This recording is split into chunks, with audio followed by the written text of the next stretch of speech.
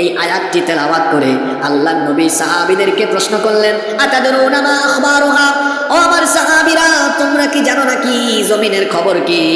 তখন সাহাবীরা বললেন, আল্লাহু ওয়া রাসূলুহু আলাম, এই ব্যাপারে আল্লাহ এবং তার রাসূল সবচাইতে ভালো জানেন।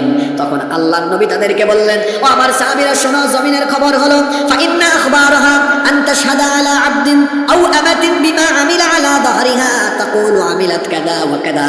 ও আমার সাহাবীরা শোনো, জমিনের খবর হলো এই জমিনের বুকের উপরে চলাফেরা করে মানুষ সারাটা জীবনভর যত কথাবার্তা কাজ করল যত কিছু করেছে জমিন তার সাক্ষ্য বহন করেছে, জমিন সবকিছু রেকর্ড করে রেখেছে।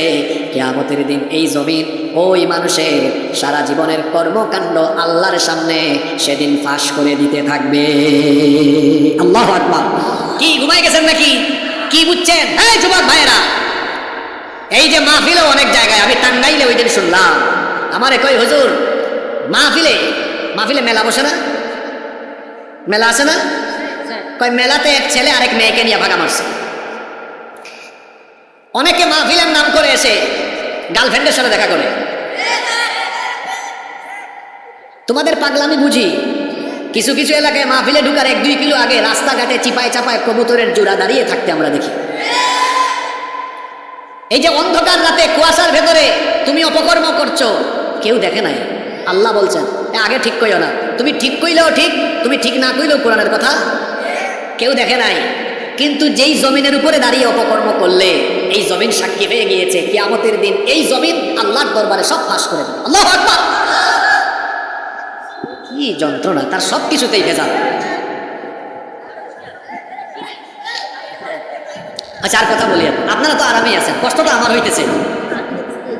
শোনেন, আমি গত 1 সপ্তাহে যা কষ্ট পাই নাই, আজকের এই 40-50 মিনিটে আমার ভিতরে কি হইতেছে আমি না জানি। কারণ সাউন্ড সিস্টেম খারাপ হলে বুকে ব্যথা হয়, গলায় কফ জমে, এটা যাওয়ার পরে বোঝা যায়। বুঝতে পেরেছেন? তা আপনারা চুপ থাকেন। আমার তো উত্তেজিত হওয়ার কথা, আমি হই নাই। আমি শুধু তার হেদায়েতের জন্য দোয়া করছি। তবে কার হেদায়েতের দোয়া করব, তার না কমিটির, আমি নিজেই কনফিউশনে পড়ে আছি। কারণ হলো অনেক কমিটিও আছে ঠিকঠাক মতো সাউন্ড সিস্টেম সিলেক্ট করে না, আছে না? আবার অনেকে আছে সিলেক্ট করলেও অপারেটর আবার ঠিক কাজ করে না। এই জন্য আমি বলতেছি লা আদ্রি, আমি জানি না যে কার জন্য দোয়া করবো। যেখানে গ্যাপ আছে আল্লাহ তাআলা এই গ্যাপগুলো ভবিষ্যতে পূরণের তৌফিক তাদেরকে দান করুন, আমিন। এই জন্য আমি ইজমালি দোয়া করে দিলাম। আর আমি স্টেজে উঠা মাত্র অনেককে দেখলাম, এখন দেখি নাই। মাদ্রাসার ওয়াজ দেখি, মাদ্রাসার হুজুররা কোথায়? হ্যাঁ, হেদায়েত হয়ে গেছে নাকি? শুনেন, আপনাদেরকে একটা গোপন খবর বলবো, কষ্ট পাবেন আপনারা। অনেক জায়গায় মাহফিলে গেলে, মাহফিলে যাওয়ার আগে কমিটি পাগল হয়ে যায়। হুজুর আপনি কোথায়? আধা ঘন্টার মধ্যে 300 বার ফোন। হাই রে, ফোন সকাল থেকে শুরু হবে। তারপরে হুজুরকে স্টেজে উঠাইয়া দেওয়ার পরে তাদের দায়িত্ব শেষ। আবার মাহফিল শেষ করে হুজুর এইটা বাড়ি পর্যন্ত গেল না, রাস্তায় মরল। 100 জনের মধ্যে 99 জনই সেই খবর নেয় না। এমনকি আরো আশ্চর্য হবে, স্টেজে উঠানোর পরে দায়িত্ব শেষ। এই যে দেখছেন না, মাদ্রাসার মাহফিল, মাদ্রাসার হুজুররাই নাই। আপনারা স্টেজে থাকা দরকার, এটা সৌন্দর্য, ঠিক না বে ঠিক? অনেক জায়গায় যুব সমাজের মাহফিল হয়, তারা হুজুরকে 30-40টা মোটরসাইকেল দিয়ে নিয়ে আসে, এনে দিয়ে তারা চলে যায় মেলায়, তারা চলে যায় অন্য জায়গায়, মানে তাদের আর ওয়াজ শোনার কোনো দরকার নাই। এরকম হয় কি হয় না?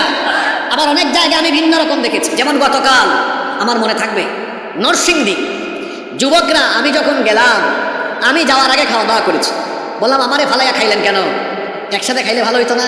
কয় হুজুর আপনি আসলে আপনি তো দ্রুত খাইয়া উঠবেন, আমরা যদি না খাইয়া স্টেজে যাই তাহলে তো ওয়াজ শুনতে মজা লাগবে না, আগেই খেয়ে ফেলছি, যাতে আপনারা দ্রুত নিয়ে স্টেজে গিয়ে আমরাও বসে ওয়াজ শুনতে পারি। আমি তাদের কথাগুলো শুনলাম, কিন্তু কিছুক্ষণ পরে যখন আমি আরম্ভ করলাম, কথাবার্তা শুরু করলাম, দেখলাম যতগুলো যুবক আয়োজক সবগুলো একদম সামনে বসে গিয়েছে। প্রায় লম্বা সময় 2 ঘন্টার বেশি আমি কথা বললাম, 2 ঘন্টা আমার সামনেই থাকলো। এত মুরব্বী, গোটাটা স্টেজ বসা, গোটা এলাকার মানুষজন বসা। আমি তাদের আচার আচরণে খুশি হয়েছি। অনেক এলাকায় এরকম চিত্র দেখা যায় কি যায় না? অনেক এলাকায় আছে কমিটিতে পাওয়া যায় না। আমি এমনও কমিটি পেয়েছি, এই গত সপ্তাহে নওগাঁ আমি ধরছি মুনাজাত। শোনেন, আমার দিকে তাকান, আল্লাহুম্মা আমিন, চোখ বন্ধ, লম্বা দোয়া করেছি 20 মিনিট। যখন আমিন বলেছি, এত মানুষ, আমি গাড়ি পর্যন্ত যাবো কেমনে? স্টেজে দেখি কমিটি একটাও নেই। তারপর আমি ফোন দিলাম আমার সফর সাথী, কি ব্যাপার আপনারা কোথায়? আপনি কে? হুজুরের সফর সাথী। সাথে সাথে মোবাইল পর্যন্ত বন্ধ করে রেখেছে। এরকম বাটপার চিটার